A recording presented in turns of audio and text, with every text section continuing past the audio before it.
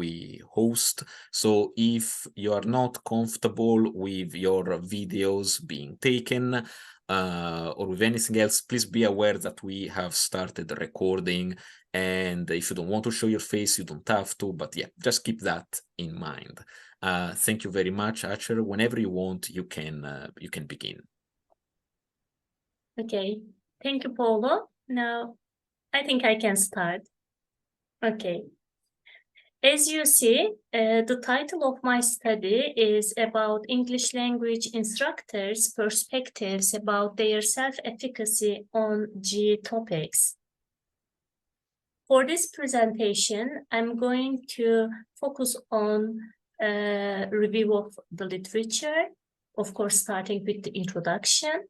I'm going to talk about aim of this specific study, and I'm going to talk about methodology, findings, and then I'm going to discuss the findings with the conclusions and implementations. In fact, as the world changes and becomes more globalized, English language has already established itself as a worldwide language. And the necessity to encourage multilingualism, improve exposure to this diversity, and create cross-cultural awareness shows a change in education. In fact, in most of the parts of the world, and of course it is the same in Turkey. And multilingualism from this perspective influences teacher education, and teachers' professional development is affected accordingly.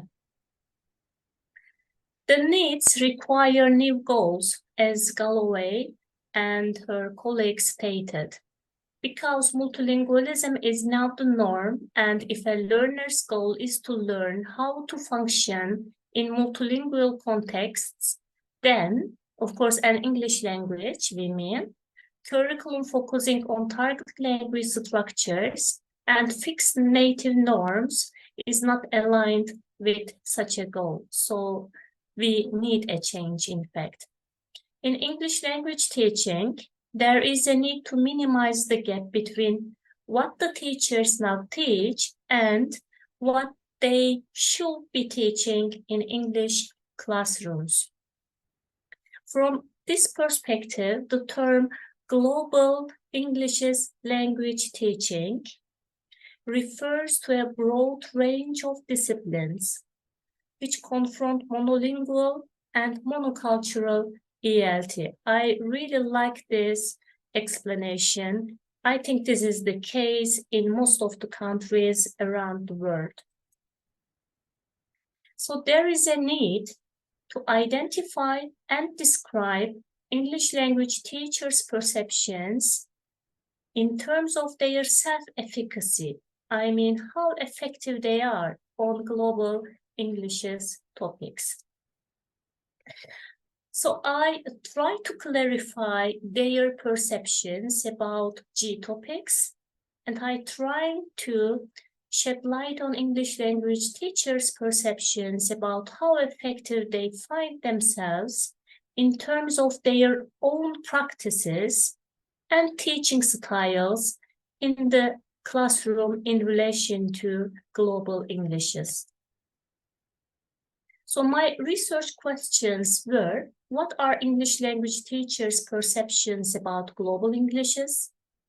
What are English language teachers' perceptions about their self-efficacy regarding their teaching of English in relation to G topics? In fact, global Englishes, as Rose and Galloway describe, is an umbrella term inclusive of research in the diverse but overlapping fields of world Englishes, English as a lingua franca, English as an international language, and translanguaging and plurilingualism. Okay? And the transition, of course, from a foreign language to an international language requires, from the standpoint of language education, to reflect on, interrogate, negotiate, and reconceptualize the widely accepted principles and practices for English language teaching, as stated by Selvi and his colleague in 2018.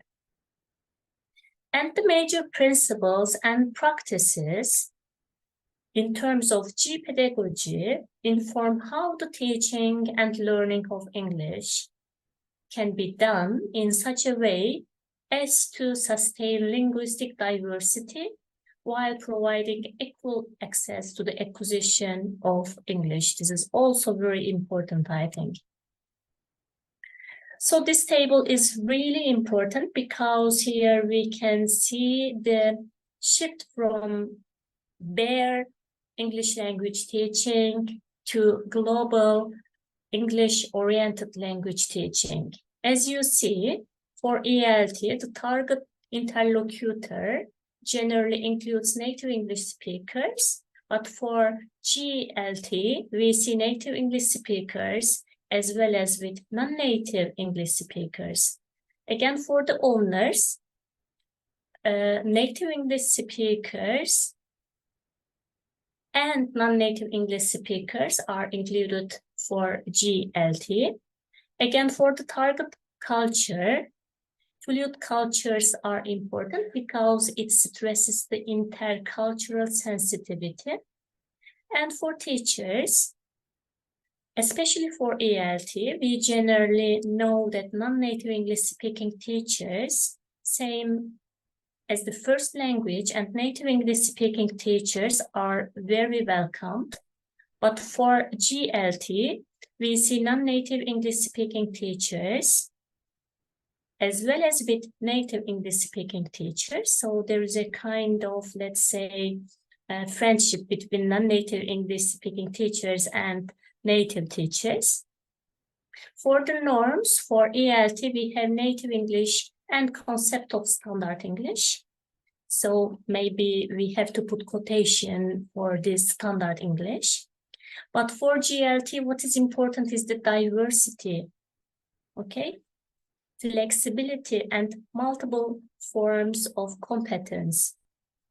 And for the role model, again, for GLT, what's important is to be successful English language users, let's say, for both teachers and students, I think.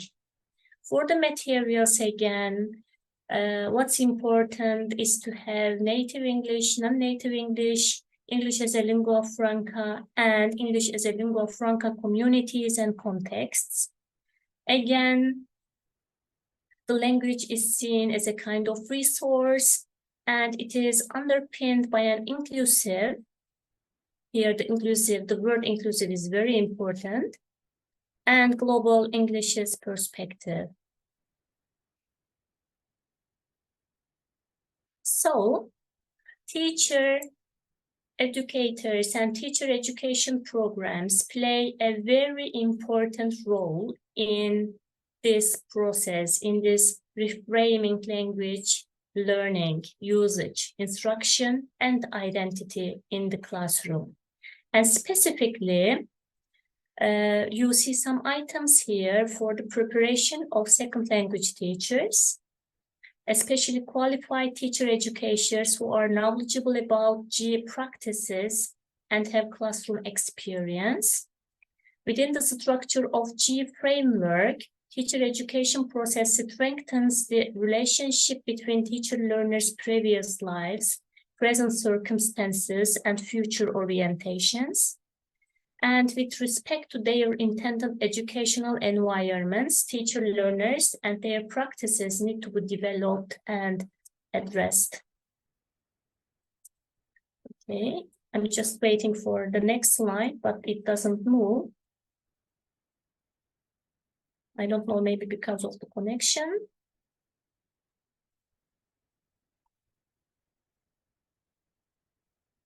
Oops.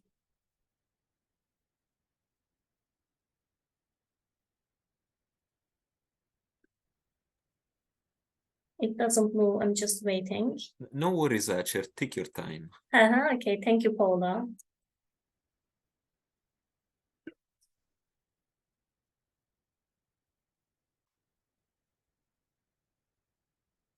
Okay, I'm just waiting. I don't know. The reason maybe because of the connection. Well, I check. It seems I have a really well connection, but okay. Now it works. Okay, here we go.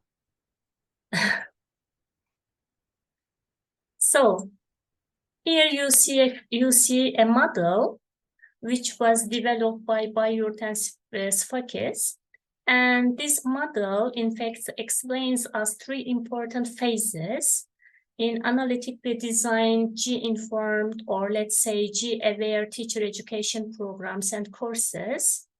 And here we see three different concepts, starting with theory. And theory refers to being informed about and aware of the principles underpinning G principles and pedagogy. And we see the application here, and it includes the ability to improve instructional plans and practices within the parameters of global Englishes. And of course, it basically includes the dynamics of the local context as well. And at the last phase, we see evaluation, and it includes self and peer evaluation with an ultimate aim of reflecting upon and critiquing instructional plans and practices by relying on G principles.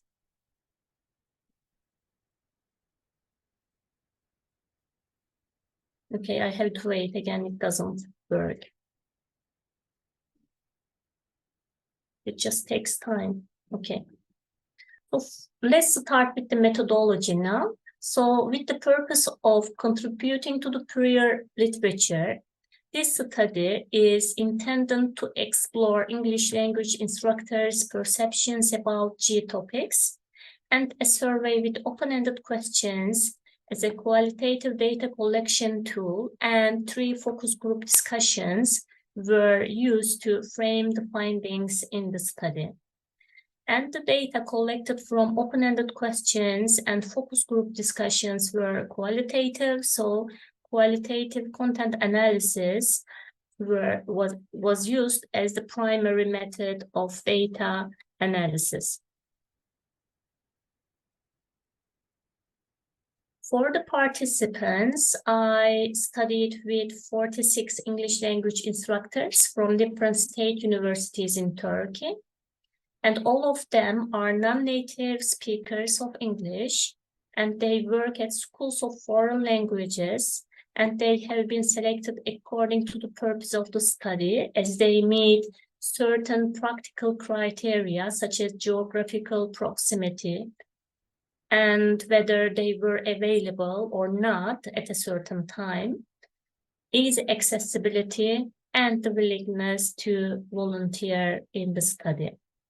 In fact, 41 of the participants were female and only 5 of them were male, but I did not focus on the gender.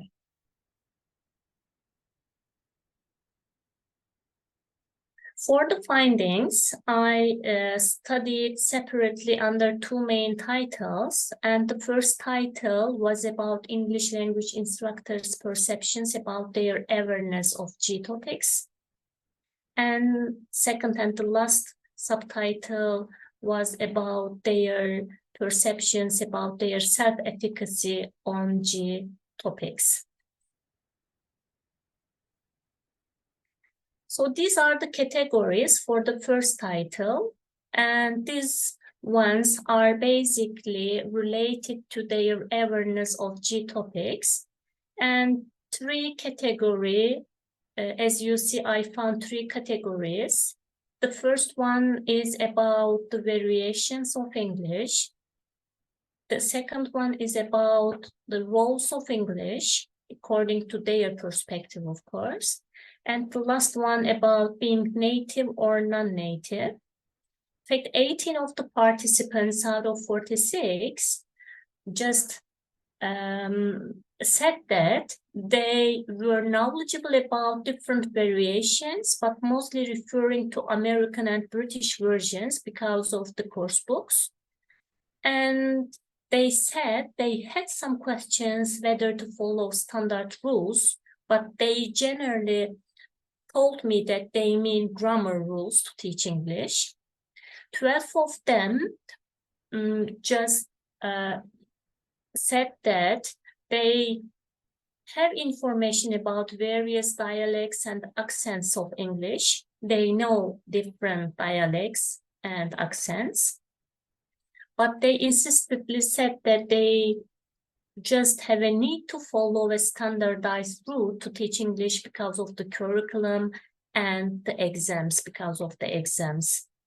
And the 6 of them said they had limited information about global Englishes, and they addressed the importance of formal rules, again, especially for the exams. For the rules of English, they see English as a kind of element unifying all the people around the world, and they see English as a tool to give opportunity for them to find better jobs, and English makes traveling easier across the countries. Some of them just see English as giving chances to meet new people and make the life easier to follow the news as being the language of media industry. And the rest of them saw English as a tool for communication and necessary to learn for educational goals instead of focusing it is characteristics of unifying people around the world. And for being native and non-native issue, most of them do not see any difference between native and non-native instructors, but 6 of them, which generally see the English as a tool for some educational goals, they insistently said that native teachers are better in terms of language proficiency, and native teachers are better in terms of speaking, according to, let's say, 6 of the participants in this study. For the second title, you see some categories related to teacher self-efficacy on G topics. And here I just found 3 subcategories here, and these are about teaching skills, communication, and social relations. For the teaching skills, 22 of them said that they were teachers who fosters creativity, value real-world learning, and exchange of best practices, and a lifelong love of language learning. So again, they see creativity, communication, and exchanging of information as important points. And 16 of them evaluated their teaching skills as keeping their students engaged, of course, engaged with the language learning practices, and having confidence about their teaching style. And 8 of them provided a student-centered environment, and they perceive their teaching skills as reflecting and evaluating the effects of their choices and actions. And when we come to the communication skills, you see 22 of them perceive themselves as using body language, valuing facial expressions, and they said that they were good at actively listening while the students are talking. 16 of the participants told that they are really trying to understand both verbal and non-verbal communication. And you see the rest of the participants as perceive themselves or perceive their communication skills as giving feedback and sometimes making corrections. As for the social skills, most of the participants emphasize that they are really collaborating with their students in the classroom environment, and they really value teamwork, value intercultural features, and creating a supportive classroom environment. But Still, some of them, although they are less in number, they just perceive their social relations with their students in the classroom as being careful about the process of teaching and other issues in terms of communication. So I think this small group, again, insistently perceive themselves as a kind of let's say, as kinds of teachers who observe their students instead of involving the collaborating nature of, let's say, classroom environment. They do not choose to be part of the communication between their students. They just prefer to be careful with the words they are using in the classroom, although they are teaching a language. Okay, let's go on. Here you see some quotations that I just found really important in order to emphasize the meaning of the categories that I constructed.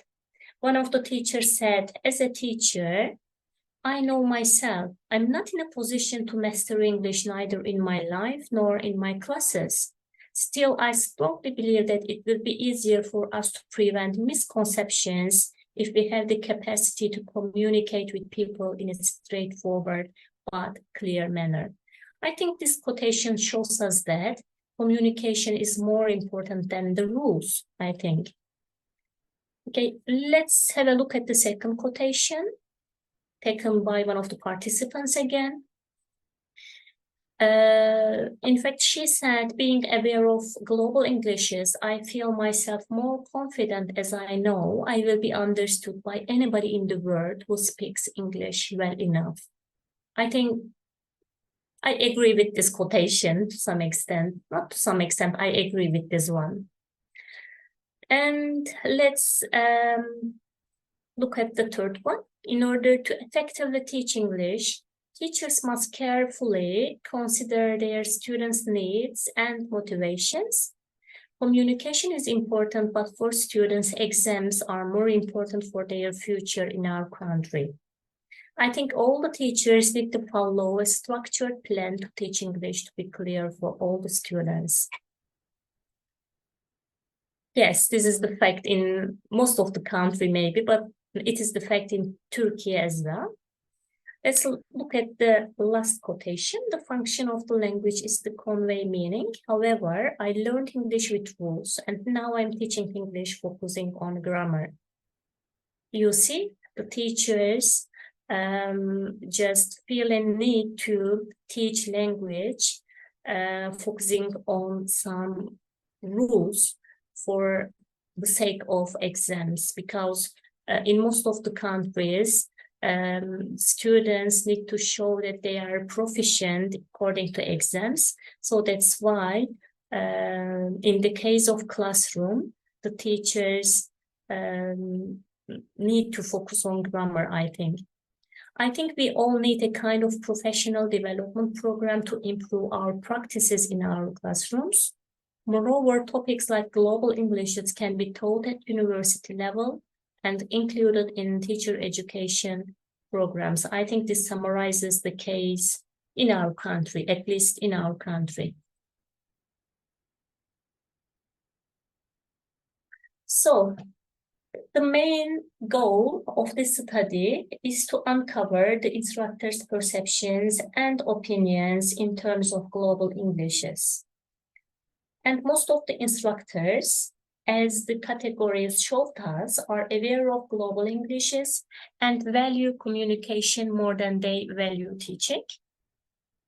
And teacher, educators' engagement may be viewed within the category of theory, because most of them basically told me that they are aware of global Englishes, but they do not too much in their classroom in terms of application and evaluation, since the theory level includes being informed about and or let's say aware of the information related to G principles and pedagogy in diverse contexts, we can say maybe.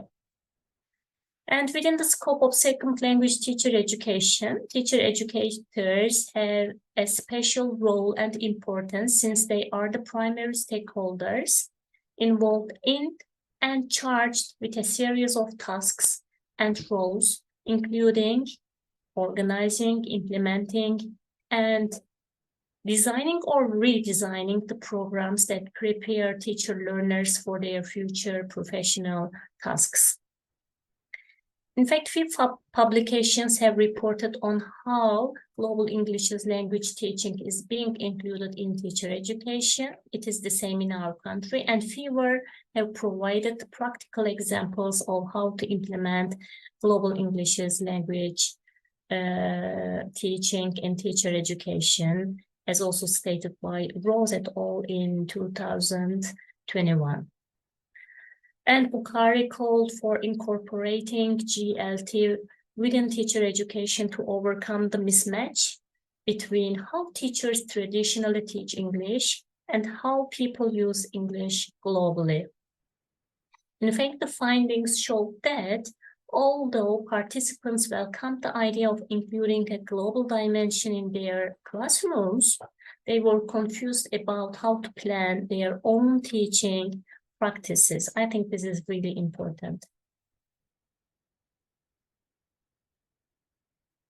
So, in fact, I tried to connect G topics with teacher education, try to understand English language instructors' perspectives in terms of this issue, and motivate them to develop creative teaching methods that depart from monolingual and monocultural teaching of English.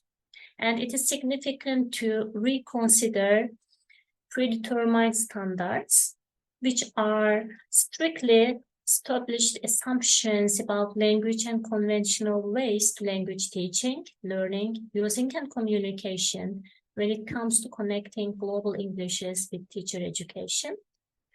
And I think there is a need to replace the notion of communicative competence with the notion of transcultural awareness.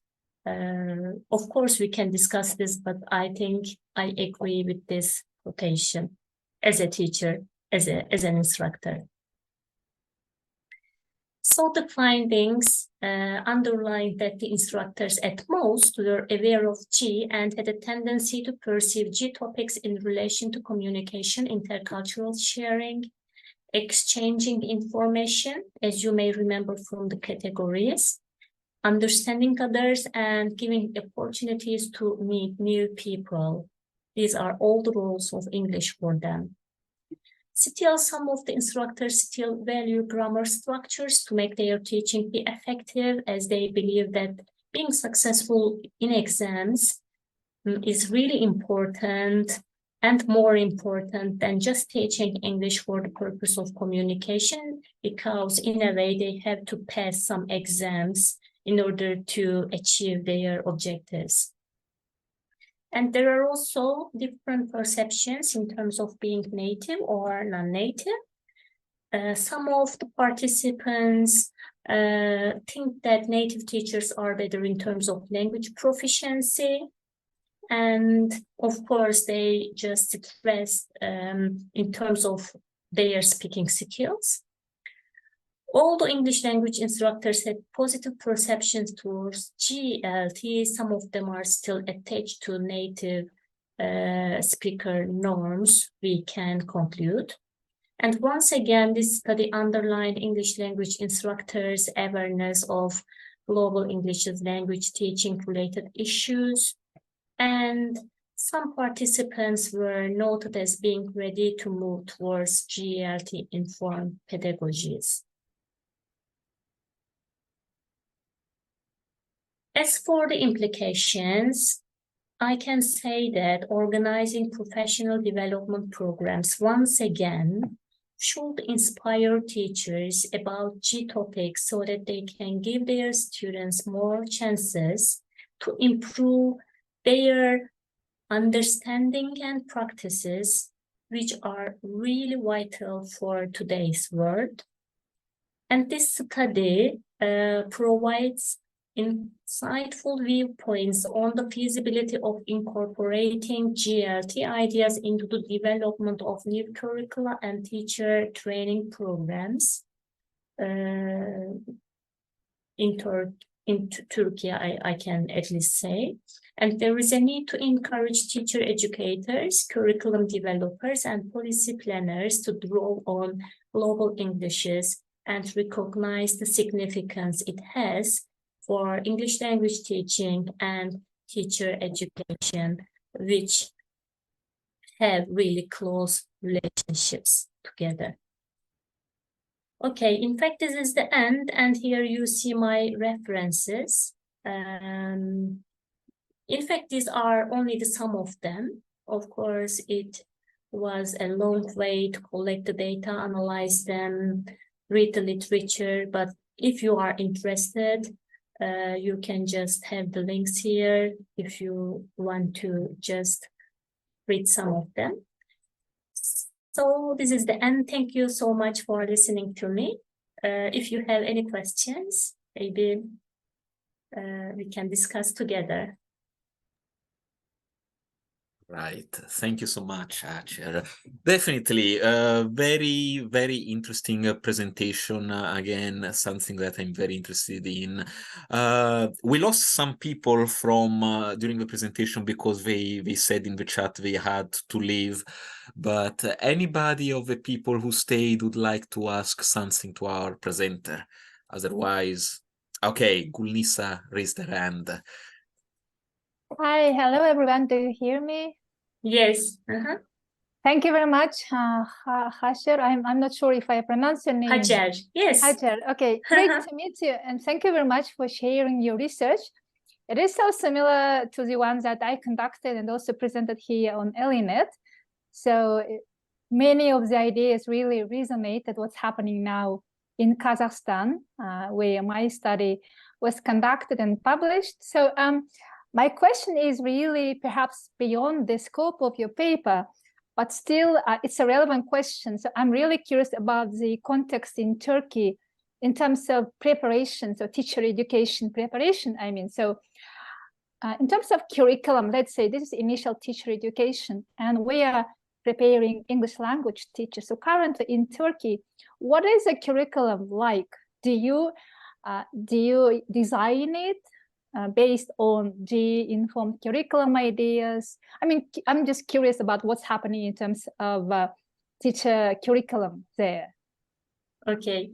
As for the universities, we are all have to adopt the curricula developed by Council of Higher Education. There is a kind of predetermined topics and subjects at the let's say faculties, and they generally have the courses in terms of pedagogical courses.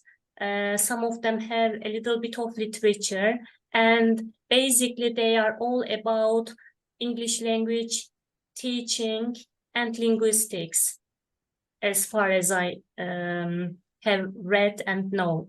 In fact, maybe Elif Hoca just say a couple of words about this if I am mistaken. I don't want to tell any, let's say, insufficient information, let's say.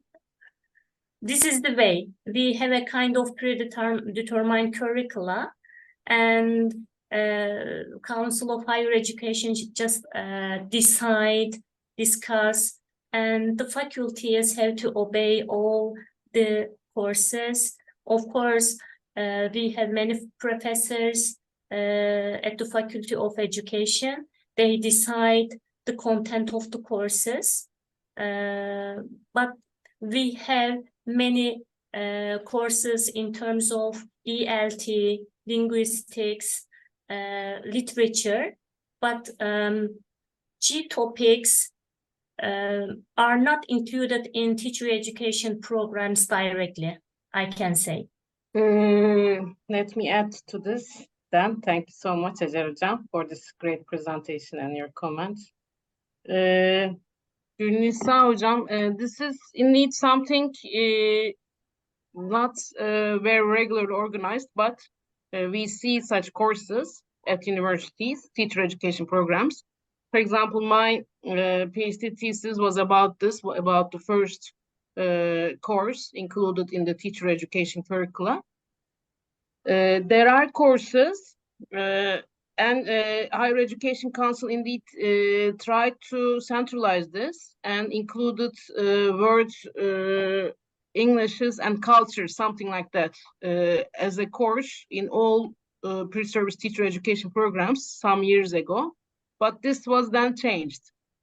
The centralization has changed, and now universities take their own decisions. But interestingly, GE was not a common topic, but it has become a very popular topic in the pre-service teacher education programs. It wasn't before. For example, when I was preparing my thesis 5 years ago, it wasn't common at all. There was only one place, but now it is becoming more and more common, especially in the MA and PhD programs. There are inclinations to include ELF, World Englishes and GE into the curriculum, but this is still not at a very developed stage. What about you, your country? Yes, this is actually a challenge now. So, for example, I teach at the initial teacher education faculty. And like you said, curriculum is mostly regulated, but still as faculty, we have some autonomy to design courses. And I actually had a challenge doing that. I mean, although we as researchers promote this idea of global Englishes, but then when it comes to a practical application of the specific course informed by global Englishes paradigm, it seems that we really need a lot of support. So, I mean, I had a challenge. So I teach applied linguistics at some module. So inside that, my intention was to, to increase my pre-service teacher students' awareness of global Englishes. And it was a challenge. I think this is what, Paula, you're doing. I mean, material development and support.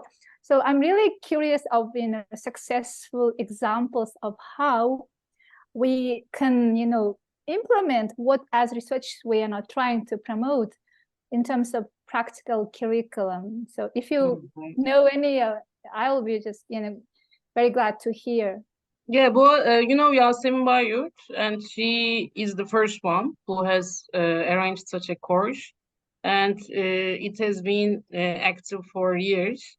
So Boğaz, English medium high quality universities in Turkey are really active in this, I would say, because there is a course at Boğaziçi University, which has been really continuously developing for years. And also Middle East Technical University is good at that as well. There is Kaçar, who has been giving this course for years. So English medium high quality universities also in our local arena. There's Yonca Özkan, who has been giving this course. So the names, these names are also known in the ELF field, So the ones who are involved with GE related topics in their research also are inclined to open such courses if they can also negotiate with their departments. Of course, this is there are also external forces that limit us. But still, for example, we always communicate with Yasemin Bayurt Hocam, and she says this is an elective course still, but this should be compulsory in our minds, right? Yeah, so, right. The importance given to these courses should be really improved. But first of all, GE awareness should be raised all among the community so that we can achieve such a purpose. Thank you very much. Thank you. I see Nadia has raised her hand.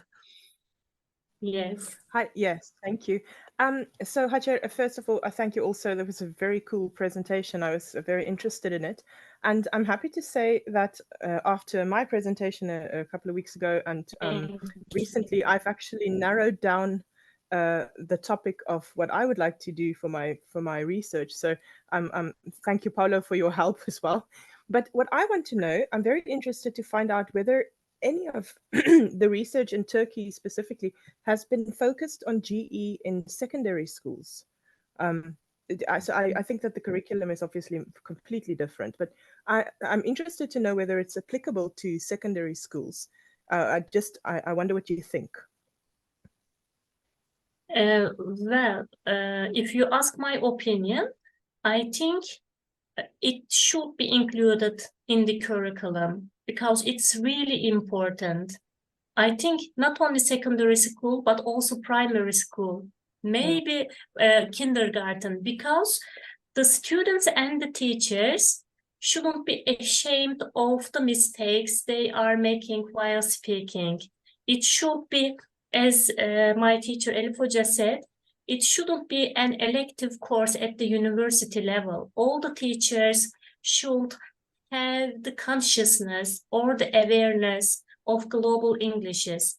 I have been teaching for 16 years, and I am the graduate of Middle East Technical University.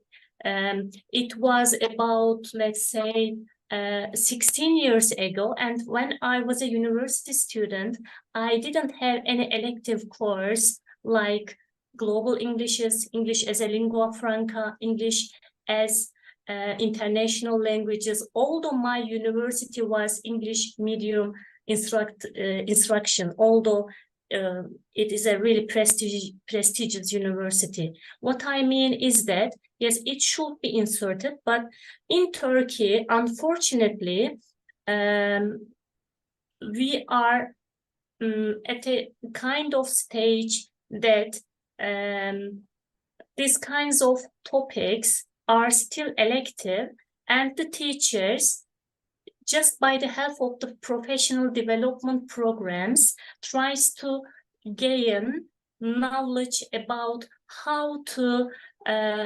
insert or how to practice these topics in their classrooms. They have to help themselves. And I should thank Elif Hoca because I got this awareness by the help of her, in fact. I think it shouldn't be elective. It should be a kind of complementary and obligatory, let's say. I don't have to use this word, but still teachers at all levels should aware of this topic and should know how to integrate global Englishes into their lessons, I think. Nadia. And Nadia, it is still limited. Thank you so much, Hacer Hocam. It is so limited. The research at the secondary school level is very, very limited and at a very superficial stage at the moment. This is also because, unfortunately, at state schools, English communication is not sufficiently emphasized. There's still the governance of grammar translation methods and exam-based orientations at state schools, but at private schools, the situation is different. They kind of try to apply a communication-oriented pedagogy, but they tend to also value native speakerism a lot in order to sell their services at most schools, not at all schools. So there's a different chaotic case in Turkey. No communication, or communication, yes, but mostly with the native standards at state schools, at the secondary level, sorry. Thank you both. So this is actually very interesting, and Hacer, I'm sorry for stealing some of your presentation time, but I'm also interested in Kazakhstan. Gulnisa, is this some possibility in secondary schools? What is the view towards GE in secondary schools in Kazakhstan? This is similar to what has been already said in Turkey. First of all, English is not, a common language in Kazakhstan. So English is a medium of instruction in private schools. Interestingly, the number of private schools with English as a medium of instruction is, increasing dramatically. So recently, I was very much interested to know what's happening there in terms of EMI, because my side project is also on EMI, but it's in higher education. So secondary education, I think, offers a lot to learn from in terms of these CLIL. So in Kazakhstan, this is a very famous model, CLIL, content and language integrated learning.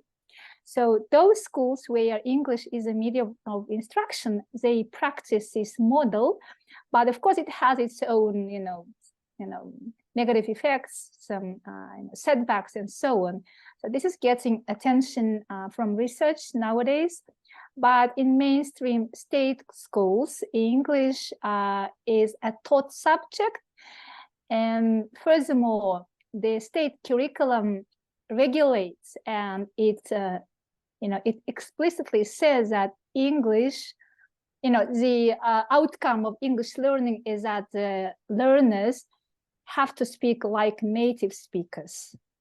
So this is emphasized. And furthermore, the state curriculum says that besides language, the learners have to know cultures of English-speaking countries. So meaning that this implies that culture, equals to Great Britain and United States. And so in my paper, I criticize this, saying that this is a very limited way of looking at curriculum. So in the other projects that I was working on, we offered these recommendations to the Ministry of Education to revisit that, official expectation for secondary schools that English now, does not belong to those countries. So, but it's a long journey. This is true. And sorry, Paula, one last question for Hacer, specifically regarding the English that is taught in universities and secondary schools. What I'm interested in is the approach of I would say the government. Is it more towards British English or American English? And I'll tell you why I ask. In South Africa, we have South African English, but we tend to favor British English. So we have to, when we grade papers, indicate spelling errors if someone uses American spelling. So I'm interested to see what your countries have what is the preferred English native? It's a very hard question, and I want to answer in a tricky way. In fact, in our course books, options are given. For example, you have a pronunciation. In the course books, you can see both American version and British version. And the teachers and the students can see both versions and free to choose the ones they want, in fact. And in the end, the students hear the Turkish version because Yes. the teachers act in the class, and there's the audio which give total different varieties. There's a mix. Really, there's a mix of varieties in the classroom. For example, I worked as a teacher for years and years.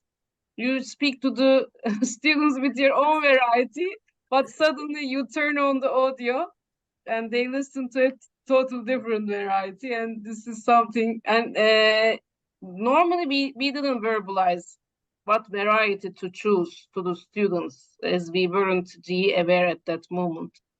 But it is something they really experience in the class and in real life. I mean, there are a lot of varieties, and now American, British English. These are just, topics to talk in the chats, I guess. But in real life, there's really a mixture of varieties, I would say. Yes, definitely. I have always been believing that English teachers should essentially rule the world, because I don't know if you're aware, but in France, when their citizens want to speak English as a language and they want to use it in an Anglophone country, they have to pass the TOEIC test. And so I work with French students at the moment. I teach them English, for business English and whatever, but they are expected to do the TOEIC test. And strangely, all the audio for the TOEIC tests are based on American and Australian English, with maybe 1 or 2 British English accents, and it completely throws them off with my South African English accent that they've had for 40 lessons, and then all of a sudden a TOEIC test with an Australian accent audio clip. I mean, it's a crazy world, I think. I agree. Yeah, and I think, what do you know the standardized exams, exam approaches, the approaches of the standardized exams? I think they're now becoming more and more tolerant to different varieties in the speaking exams, if they're understandable. I guess so. That's not only a wish, I guess, because my students. Are you talking about France? No. The TOEIC exam, TOEFL, IELTS, they are becoming more and more tolerant to the way people speak, as long as they're intelligible and accurate. Okay, so this is very interesting. There are 2 different TOEICs, right? So the one is I would call it the full-length TOEIC, which includes reading, writing, speaking, and listening. And there, for speaking, they would focus, if it's intelligible, then it's okay. But for the, I want to say the business TOEIC, that students who want to pursue jobs in Anglophone countries or higher education in different countries, it's a shorter TOEIC, which is only 1 hour in length, and it only focuses on reading and listening.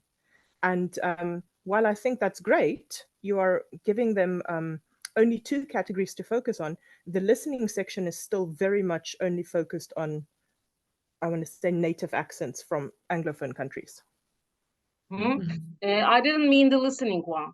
I meant the speaking. In speaking, TOEFL, but this is still not at a very developed stage, but still we see some progress in such exams, I would say.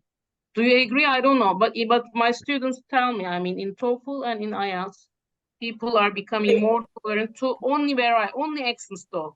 They really look for accuracy, right pronunciation, but the way people speak does not bother them. They told me, but I don't know.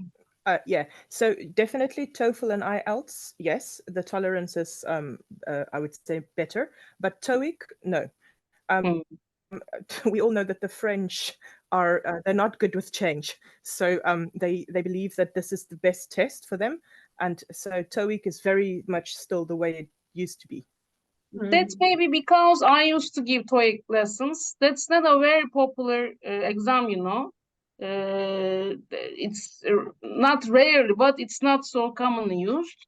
So they might have an old opinion about the English varieties. They might have this old opinion. Maybe they are not open. They haven't, because in TOEFL and in IELTS, there are always communications with the current scholars. But in TOEIC is not very well known. Maybe they are not updated. I don't know, but that's just a personal opinion. Right. I actually have a question for Hacer. One last question, because we're almost out of time. The only thing I wanted to add to all the discussion before about Nadia asking about the research in secondary schools. So yeah, definitely there isn't much outside of research being conducted outside of tertiary education levels. And actually, there have been people who have criticized the entire global English's paradigm for this. But the point is, there is nothing at the theoretical level which prevents global Englishes from trickling down to a secondary education level or even a primary education level. It's really been more of a logistic problem, because most researchers in global Englishes are based in universities, and it is easier for us to get access to universities than to secondary schools. It really boils down to this for the most part. I'm actually aware there's been one study in South Korea which looked at primary schools, actually global English in primary schools. Not a good study in my opinion, to be honest, but because it didn't seem to acknowledge the difficulty of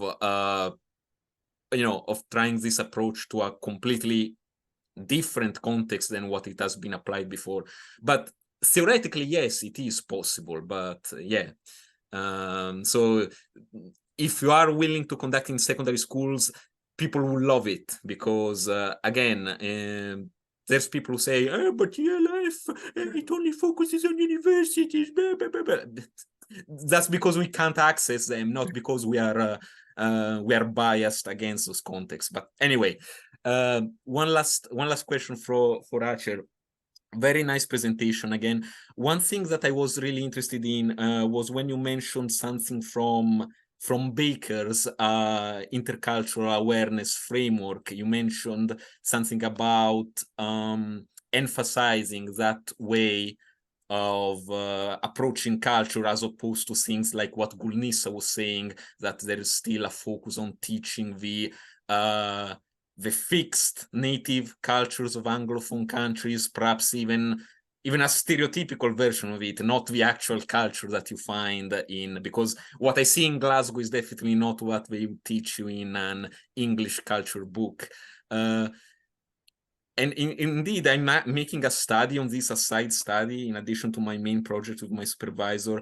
And I'm looking at how whether this is actually feasible, because Baker's framework is not only quite complicated, it's quite difficult for a lot of people to understand, but it's also against, the common belief of most people, because it basically asks people to think, look, it's not how you've been led to believe. It's a little bit more complicated than that. So what I'm asking is about the feasibility of this approach, really. Well, it is questionable. To some extent, it is feasible. To some extent, it is not. I think it depends on the teacher. I mean, the teacher's identity, teachers' teaching styles, teachers' teaching ability, teachers' capability of understanding their students. I think we have many different dimensions in order to say yes or no to this question, I think. Right. Well, it is hard to answer, but it can be feasible still. I think we have to take many things into consideration in order to say, yes, it is feasible. Or Right. if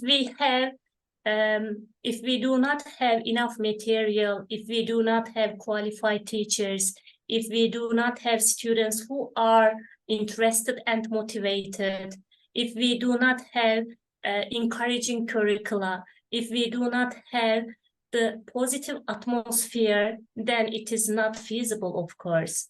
But if we have the things, just the negative things, I said, if you just think the vice versa, then of course it is sustainable and feasible, and let's say it can contribute much to both the students and the teachers, I think. Right. No, thank you so much for this. And I'm happy you mentioned the teachers' individual identities, because that's what I'm actually looking at in my side project. But thank you very much. And Paulo, can I add to something that you said? You said, well, we can do interesting things with secondary level. Yes, I agree with you. In fact, in most of the countries, what we lack is the teachers' research in the classroom. I mean, the research or just doing the studies is, I don't know, but is a kind of thing which is attached to university level researchers. No, we should encourage teachers who are working at all levels. We have to encourage classroom research. Do you know what? I worked for Ministry of National Education for 14 years, and I tried a lot to do research, but I wasn't encouraged. I don't know the reasons why, but I really like doing research, and that's why I had to decide to start working at university, because I really like reading, I really like improving myself. But if all the teachers at all levels are encouraged to do research, then it is the thing which will be really wonderful for all levels, I think. Exactly. Yeah, definitely. And hopefully, as things keep expanding with things like Elinet, people can get more resources, they can get more support, and we get people like Nadia who are familiar with certain environments which we have very little of, that can do their own work there and help us understand everything a little bit more. But in general, thank you so much, everybody, for this wonderful session. And yeah, I will see you all next week. We will have a new seminar. We will circulate the registration for that one. I think later today or tomorrow morning, I will send it to Nadia as soon as it's ready. Sorry, Nadia. I'm trying to get my team to become independent from me, but it will take a little bit longer. If I can maybe just add something regarding the upcoming events. We also have 2 planned reading group events coming up pretty soon. So we've got one by Elif and Robert Lowe, and then another one by Dr. Maria Delmar Sanchez Perez. I'm not saying her name correctly. So just keep an eye out on your emails that will be coming from Elinet again pretty soon. And if you could just distribute them to all your members in your mailing list, because what I'm very excited about is that both Elif and Robert will be joining us for their session, as well as Maria for her session. So that's going to be fantastic to talk to the authors. Thank you, Nadia. Thank You, everybody, and I will see you next time. Thank you. Bye.